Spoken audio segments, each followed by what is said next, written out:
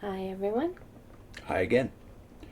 Page 129 of A Crisis of Conscience. So Ray is dealing with the conversations at the highest level in the governing body back when the Malawi issue had come to full boil in the late 1970s. What are they going to do? It's now come to the attention, apparently, of the brothers in Mexico because it's on the front of Awaken Watchtowers.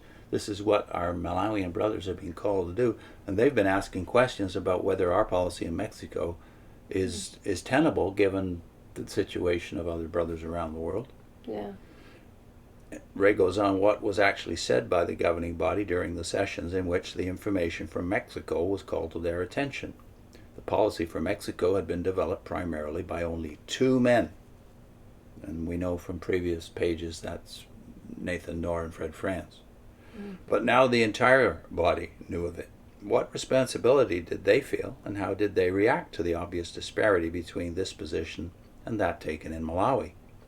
When I brought up the matter, not one word of disapproval or of moral indignation was heard from those who argued in such forceful, uncompromising terms against alternative service. There was no call for some action to change the existing policy in Mexico, for one boldly declaring against even the suggestion of compromise. Though the third and fourth waves of violence had hit Malawian witnesses in 1972 and 1975, I heard no expression of dismay at the disparity in the standard there and the one applied in Mexico. Most of the members apparently found they could accept the Mexico policy while simultaneously insisting upon a totally different standard for people elsewhere.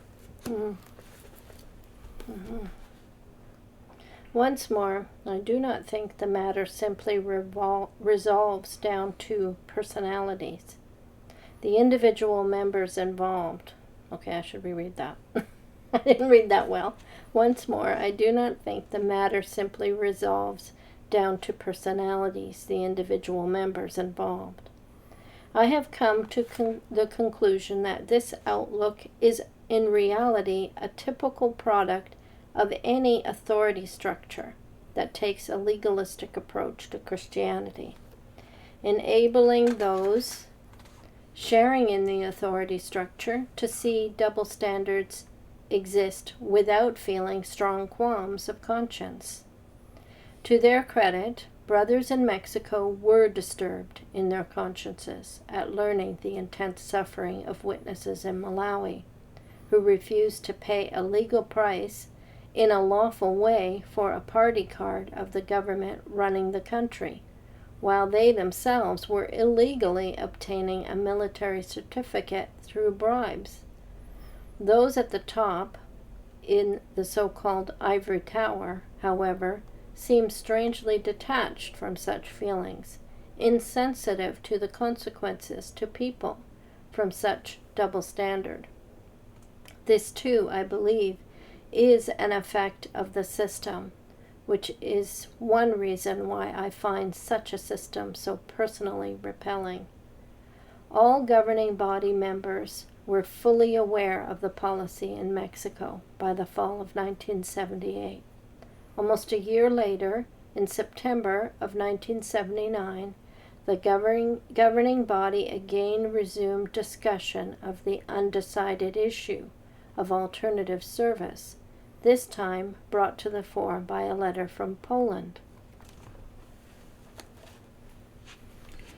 Warning that alternative service could be a trap for indoctrinating the brothers, that's his quote. Milton Henschel's quote, trap for indoctrinating the brothers.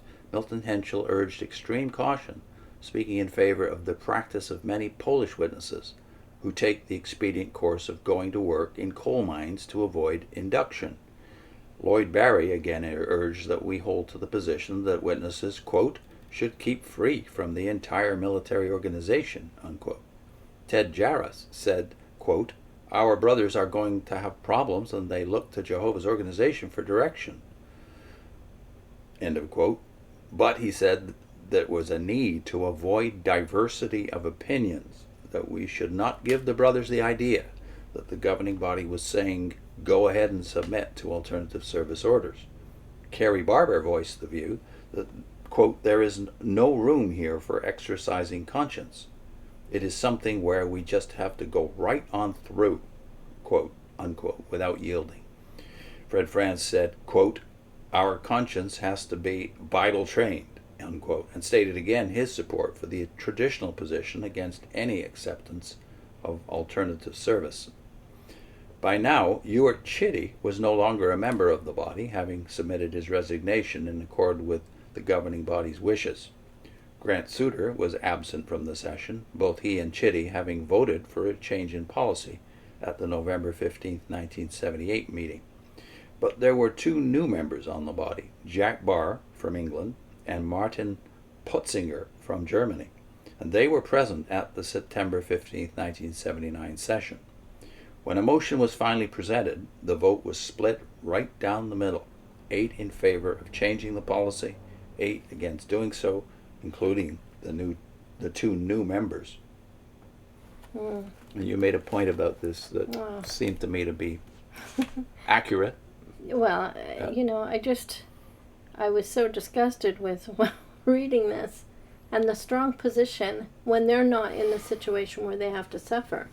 So I thought my decision would be, okay, we move some of the Malawi brothers onto the board and we let the board members live in Malawi for a while. Run things in Malawi? Yeah. Let's switch places. Reassignment. Yeah, that would be my solution. I agree, that'd be suitable. Yeah, okay, where am I starting here? Okay. In 1980, on January 3rd, the subject was once more placed on the agenda. By this time, more than a year had elapsed since my visit to Mexico, and Albert Schroeder had made another annual visit there. The Mexican Branch Committee members again expressed their concern about the practice of bribing to obtain falsified documents of military service, and Schroeder related this continuing situation to the body after his return. Remarks by the various members during the session made it evident that no 2/3 majority would be attained either way on the alternative service issue, and there was not even a motion made. The matter was shelved from the time the letter from Michael Weber, the elder in Belgium, was received in November of 1977 until February 1980.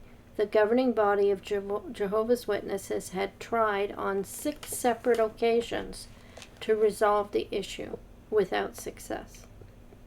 What, though, of the people affected by the policy that continued in force, those of what the Watchtower had called the rank and file? Could they also shelve the issue?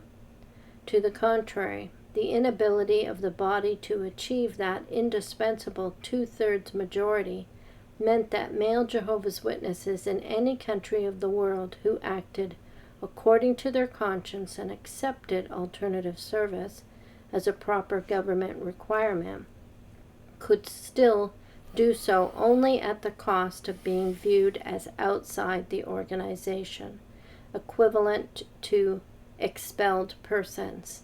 It also meant that the governing body as a whole was willing for the 20-year-old policy in effect in Mexico to continue in effect while a totally different policy in Malawi remained unchanged.